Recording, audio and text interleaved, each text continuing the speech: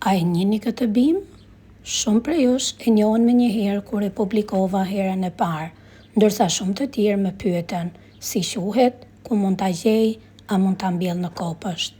Sot po ju tregoj më shumë për këtë bimë të veçantë që në kopsht duket sikur ka marrë një shtresë dëbore mbi gjethe.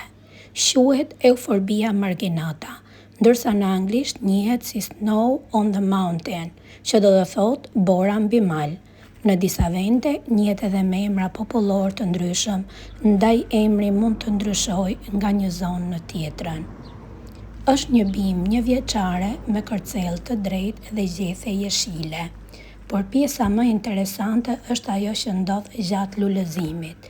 Gjethet në pjesën e sipërme të bimës fillojnë të marrin një ngjyrë të bardhë, sidomos përgjatë skajeve dhe sipërfaqes së tyre, dhe pikërisht kjo i jep pamjen karakteristike të borës mbi mal. Në qendër shfaqen edhe strukturat e vogla të luleve, por ajo që tërheq më shumë vëmendjen janë pikërisht gjethet e bardha. Prandaj shumë njerëz kur e shohin për herë të parë, mendojnë se bima është në lulëzim të bardhë. Kjo bimë e do diellin dhe vendet e ngrohta.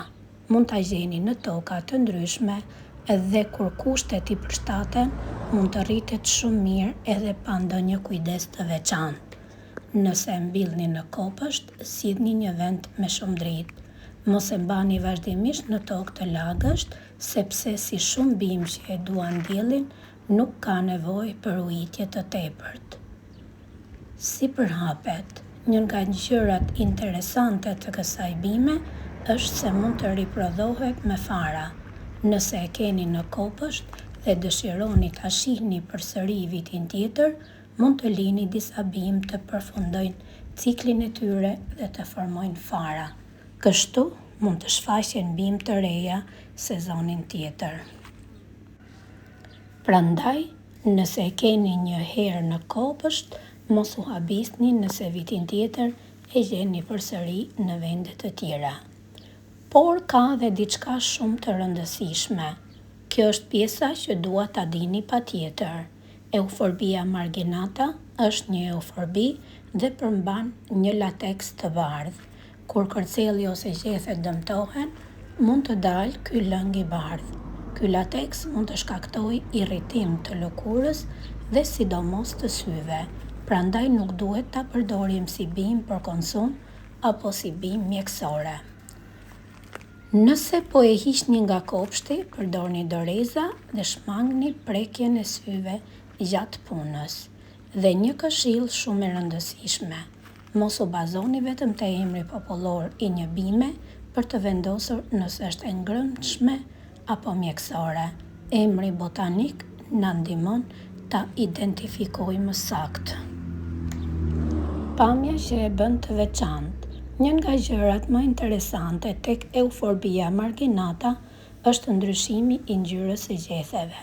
Kur bima është e re, pjesa më e madhe e gjetheve është e gjelbër, por ndërsa afrohet periudha e lulëzimit, gjethet e sipërme fillojnë të zbardhen dhe krijojnë atë pamje shumë të veçantë sikur bima të ketë lule të bardha. Në fakt, lulet e saj janë shumë të vogla dhe nuk janë pjesa që tërheq më shumë vëmendjen.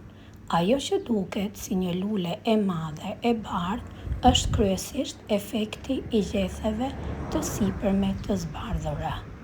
Ku mund ta mbillni? Është një bimë që mund të përdoret shumë bukur në kopësht, sidomos në vende ku duam një kontrast të fortë mes gjelbërimit dhe të bardhës. Mund të rritet edhe nga fara, në kushte të përshtatshme, mund të shfaqet përsëri në kopësht nga farat që bien në tokë, por duhet ta trajtojmë me kujdes. Një paralajmërim i rëndësishëm, kur këputet ose dëmtohet kërcelli, bima nxjerr një lëng të bardhë shumë mështor, i cili është irritues. Prandaj mos e prekni lëngun me duar dhe sidomos shmangni kontaktin me syt. Nëse po e krasitni ose po e hiqni bimën, përdorni doreza dhe lajini duarin mirë më pas. Kjo është edhe një arsye pse duhet t'u mësojmë fëmijëve që të mos këpusin apo prekin pa mbikëqyrje. Pra, euforbia marginata është një nga ato bimë që të surprizon. Nuk ka nevojë për lule të mëdha për të tërhequr vëmendjen, sepse vetë gjethet e saj bëhen një dekorim i mrekullueshëm i bardhë. Kjo është edhe një arsye pse duhet t'u mësojmë fëmijëve që të mos e këpusin. Dhe pikërisht për këtë arsye, nëse e shihni në natyrë ose në ndonjë kopësht, tani do ta dalloni me një herë. Mua më pëlqen shumë kjo bimë, pikërisht sepse duket sikur natyra ka bërë një pikturë me dy ngjyra, jeshile dhe të bardhë. Dhe tani më tregoni ju, a e keni parë më parë këtë bimë? Si e quani në zonën tuaj? Nëse e keni në kopësht, më dërgoni një foto në komente, sepse mund të ketë edhe emra të tjerë popullor që unë nuk i njoh nga të gjitha trevat shqiptare. Nëse ju pëlqejnë bimët, lulet dhe sekretet e Baçës, abonohuni në Baçja Magjike dhe shihemi në videon tjetër.